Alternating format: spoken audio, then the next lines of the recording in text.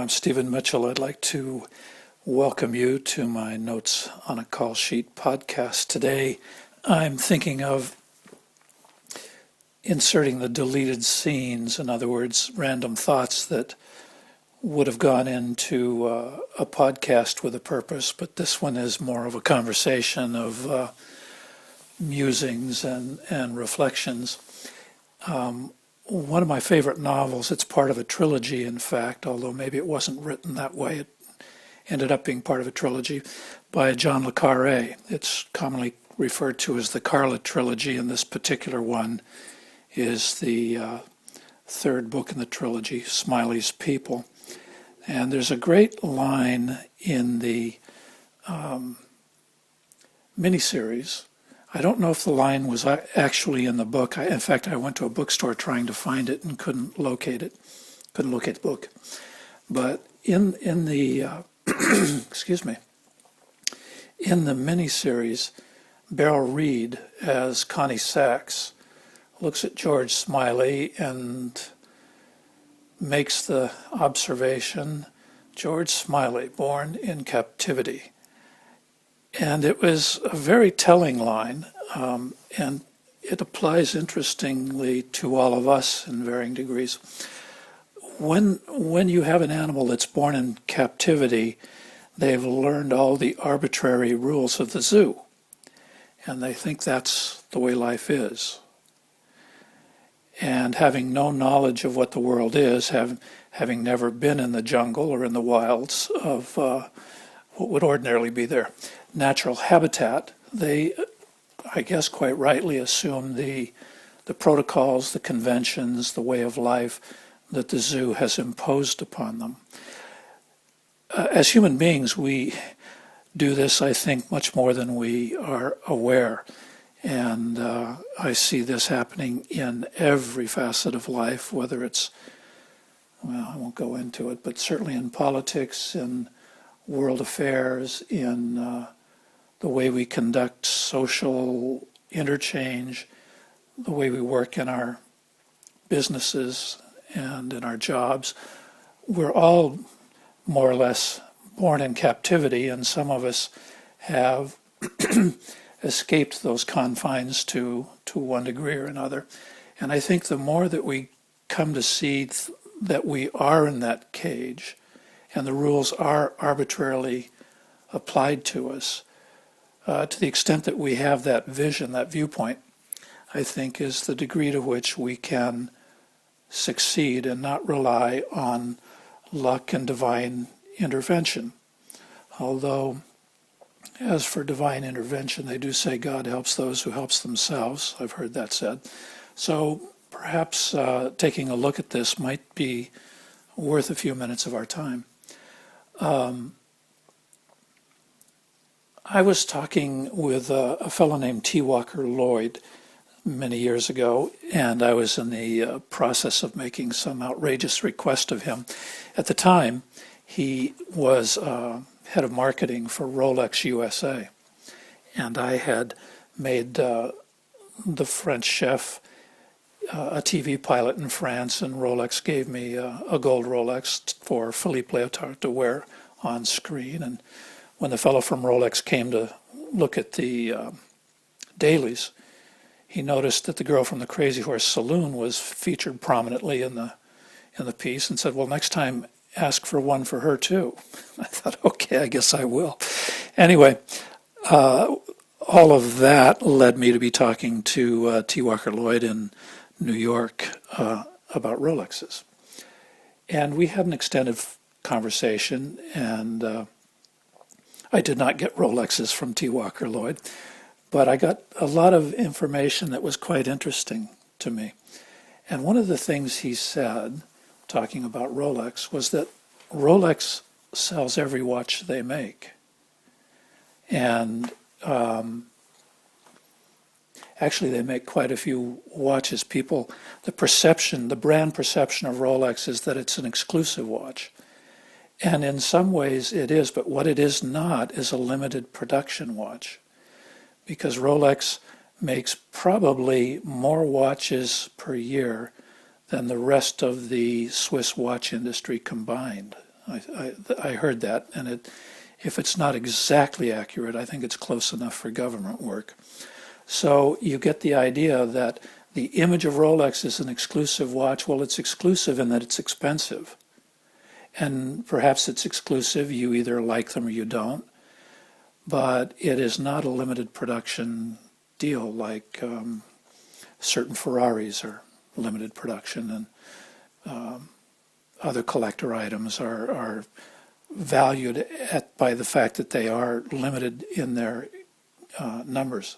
Rolex value is not predicated upon that limiting factor. The point T. Walker Lloyd was making is that because we sell every watch we make, the only reason we advertise or market is to maintain the positioning of the watch.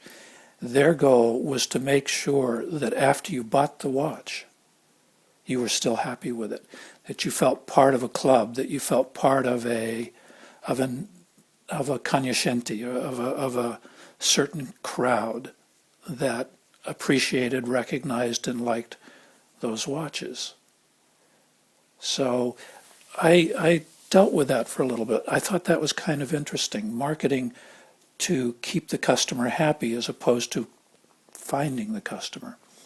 I applied this later in years when I created the interview show.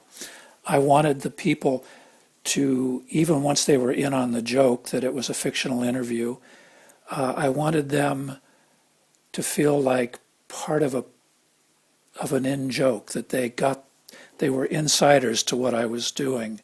And even though the general public, it wasn't announced to the general public except in a very subtle way, giving an actress credit at the end. But that affected that little bit of wisdom or that viewpoint that T. Walker Lloyd gave me was much more valuable than a Rolex watch he might have provided me at the time, because it's informed everything I do in terms of marketing. There have been a couple of times I've noticed that you meet someone who has a successful career, and as you talk to them, some surprising facts come out of it. When I was doing the interview show over the years, it was normal for me to have Hollywood stars call up and want to meet me or have lunch, or as a preliminary to buying the story idea from me. And I was out of town one summer, and my calls were all forwarding to Kathy Carey, who was in the rep company and was a big help to me. And I call in to see what was going on. She said, well, so-and-so, and she names a hot female actress at the time, had a TV series on currently. She'd had another TV series previously, and she was the ambassador for a particular perfume. And she said, so-and-so called and would like to go to lunch with you. And I said, well, who is that? Because I didn't recognize the name. Didn't watch a lot of TV, in fact. And she said, you don't know? And then she explained to me who it was. And I said, well, okay, set a lunch and we'll go meet. Suggest Musso and Frank's, which is one of my favorite Hollywood restaurants that goes way back, one of the older restaurants in LA. So I meet her at Musso and we're talking, and I didn't really know what we should be talking about other than I knew she was interested in the story. But it occurred to me that in talking about our business, I'd impart a couple of things. I tell brand new actors the first time they came into a meeting with me. And I just introduced these ideas to her just subtly, because it wasn't up to me to tell her anything about her career. She was having a very successful career at that time. And as we talked, I just happened to mention directors, and that, had she ever made a list of directors that she was interested in working with, and because they made the kind of work that she would, want to be a part of. And her eyes got real big, and she said, no, what an incredible idea. In all my years, no one ever mentioned anything like that. She said, I think I'm going to do that. And I said, well, that, it can be productive. And I mentioned a couple of other things that, again, these were, I suppose, instructions or viewpoints that I would impart to someone in their first meeting with me. And she was blown away by them and was, making mental notes that this was something she wanted to pursue. And with another actor who had been working with top directors that I'd known back in the day, long before I'd formed my rep company, and I reconnected with him many years later, and he was no longer acting. And I said, "What happened?" And he said, "The phone stopped ringing." And what I take away from both of these encounters is that a lot of actors, even though they have what we would all consider a fantastic career, they didn't know how it happened. In other words, their career had happened to them, not, how should I say, because of their own efforts. They got lucky, and they didn't know how to get lucky again, so they just kind of answered the phone when it rang and did what they knew to do. But no one had taught them how to market. No one had given them the idea that you are a company with a product and you need to assure your success. So I thought it was kind of ironic that here they were working at the top level of the industry, but didn't know how they got there and didn't know how to stay there once the phone stopped ringing. And I was giving a speech, a talk, in Borders Bookstore, which was a chain of books that no longer exists thanks to Amazon, I suppose. And I was talking about the different aspects of having a career. Part of it was the technique of acting. Part of it was promotion and PR and management, that sort of thing. And someone said, if you could recommend any book in this store for me to read to improve my career, to help my career about acting, which one would you recommend? And I said, well, forget about reading acting books. And of course, this was before I had my own acting book, Action Reactions, so I would never say that today. But I said, forget about an acting technique book for the moment. What you should do is go upstairs. There's a section of books on marketing. And you should browse through them and find any book where the language is sensical to you, that you can read it and make sense of it and take it on board. And then take that home and read it. And then apply what you've learned about marketing to you as a company, your acting as a product, and filmmakers as a public. Because this is what you need to be doing. Because there's no point in having a great technique if you can't deliver it to the audience or the industry. And if the industry isn't responding to you, it doesn't matter how fine a technique you may have.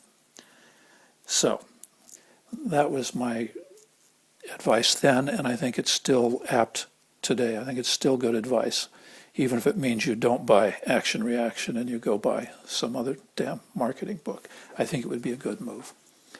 I think that if you think about the advice given to you,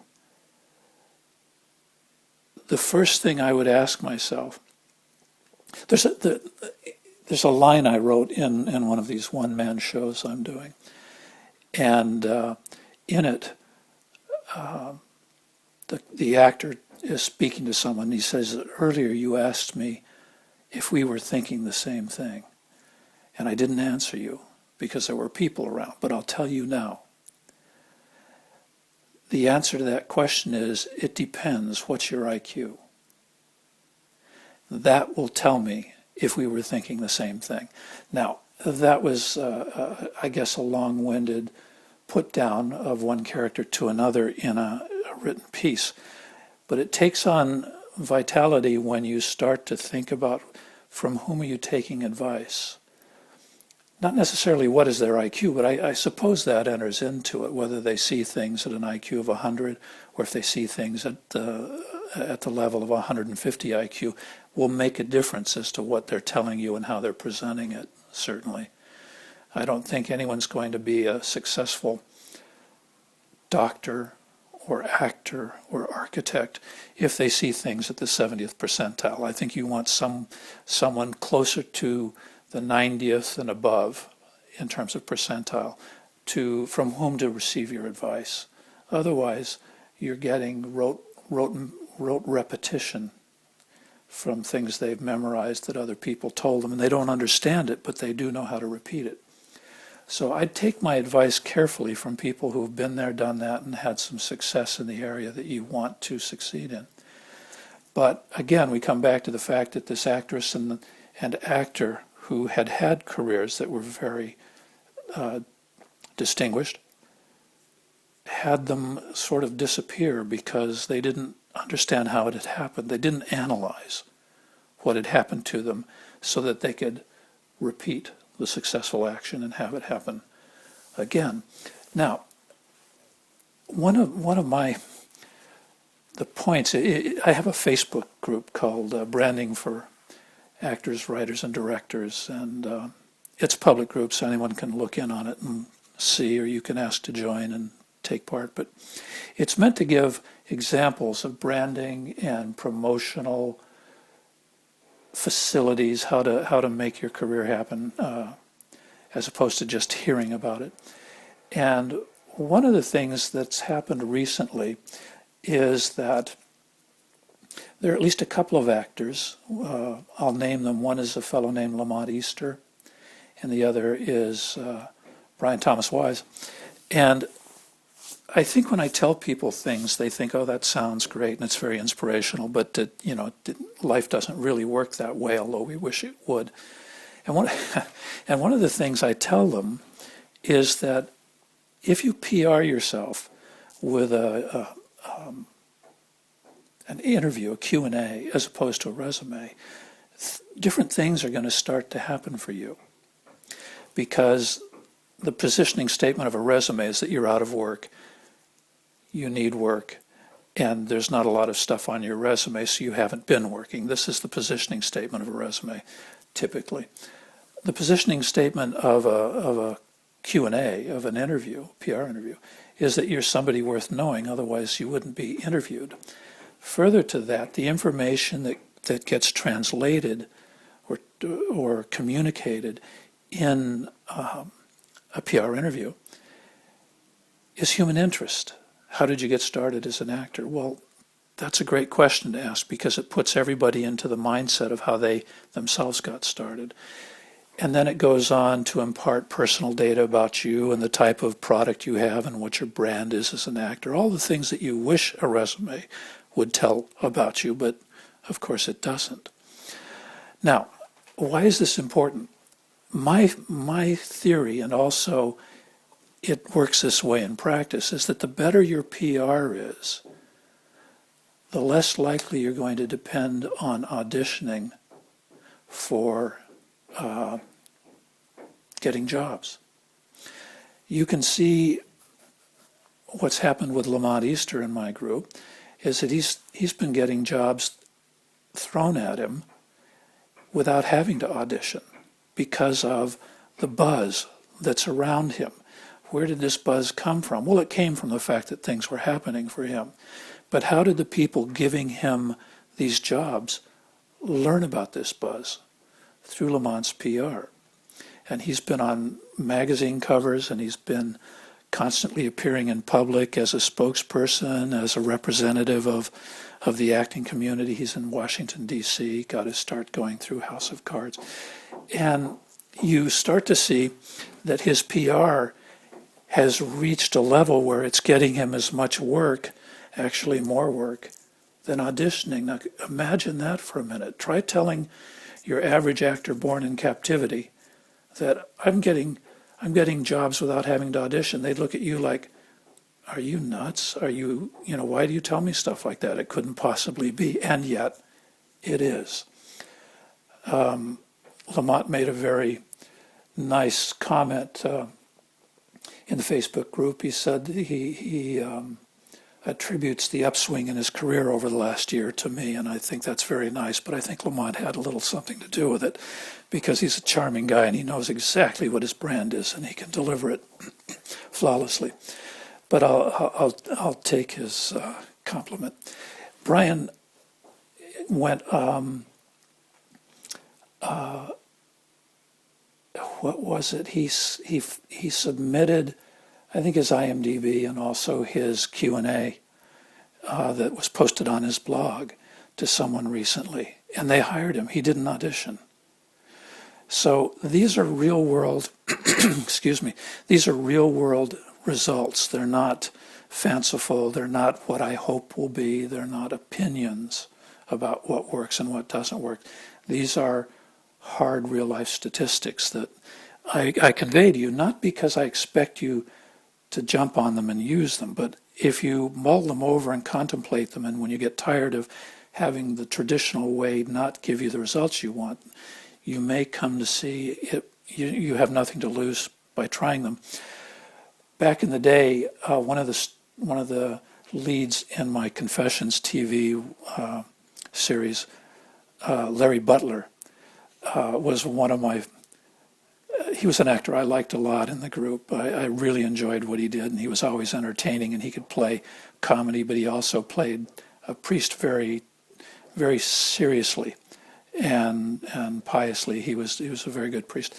But for the longest time, Larry wasn't getting any work, and I'd repeat what I'd told him, and if you do this and if you do that, and he's yeah, okay. And then finally, after, I don't know, months and months, maybe even a year, he started getting work, and which was great. I thought maybe the world had just suddenly recognized his value and took him on. And but wanting to know for sure, I said, Larry, what's happened? What's this change? To what do you attribute this sudden interest in you as an actor? And he said, well, I started doing what you were telling me to do. And I said, what? What are you talking about? He says, well, I just, I didn't feel like it was too different. And I just didn't think it would work. And so I appreciated you telling me all this stuff, but I just didn't feel comfortable doing it. And then at a certain point, I got tired of not having any results, and I figured the worst that can happen is I never work again, which is where I am at the moment. So I started doing the things you asked me to do, using the PR interview and the audition technique that I'd given him, and only delivering the brand in a audition, as opposed to trying to be the character that the audition is, that you think you're going out for.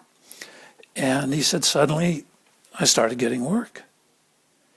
And I thought, I think that's wonderful. It's a great validation for this nonsense I've been spouting. And I couldn't be mad at him that all these months are going by, because that's how long it took him to not just assimilate the data and the technique, but to get himself to the point where he could actually implement it. And he said, I wish I'd done it sooner. And I thought, well, I wish you had too, but you're doing it now, and that's all that matters. It's paying off for you.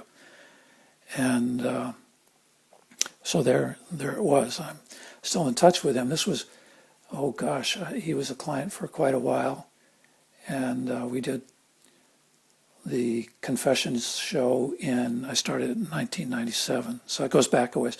But he's still a Facebook friend, and we exchange every once in a while, just keeping in touch. Anyway, this is the rather non sequitur look at how life as an actor can be somewhat whimsical and somewhat upside down, and why it should be so scary. Sometimes I don't know, but one of my students, Jeffrey Voice, is a military guy, and he's jumped out of airplanes with his guys, and he said that wasn't as scary as being an actor, and I understand that. But there are things you can do about it, and the more you practice these things that get result and throw away the things that don't get results, the happier you'll be, and the further out of the cage of captivity that you've been born in, you'll take yourself. I hope these thoughts have been interesting to you and maybe inspirational. I'd love to know if you put them into effect and what result you get. My email is cineparis@hotmail.com, and my blog is emcpb.blogspot.com. Feel free to drop in to the Facebook group, Branding for Actors, Writers, and Directors. And maybe we'll catch you on the next podcast. Bye-bye.